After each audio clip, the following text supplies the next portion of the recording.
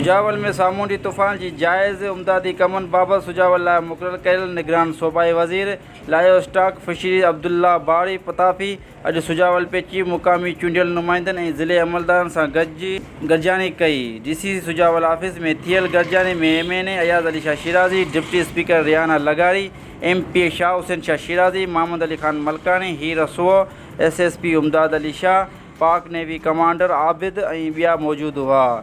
गॾिजानी में DC मोहम्मद इस्माइल मेमन, पाक navy के कमांडर आबिद पारां सूबाई वज़ीर के सुजावल के सामूंडी हदन में साहिली इलाइक़े के सूरत हाल बाबत ब्रीफिंग ॾिनी। गॾिजानी बैदि सूबाई वज़ीर अब्दुल बारी पताफ़ी साफ़िर सां ॻाल्हाईंदे चयो, धनी पाक जूं महिरबानियूं आहिनि।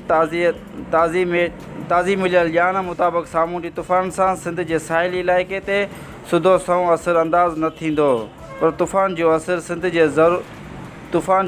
सिंध ते ज़रूरु पइजी सघे थो, जंहिंमें ईंदड़ 3 ॾींहं खां वधीक अहम आहिनि। इन्हनि चयो त अॻुवाट ॾिनल आगाही जे करे समुंड मां तक़रीबन सभई मुहाननि खे वापसि ऐं पंहिंजे माॻनि ते मोटी आया आहिनि।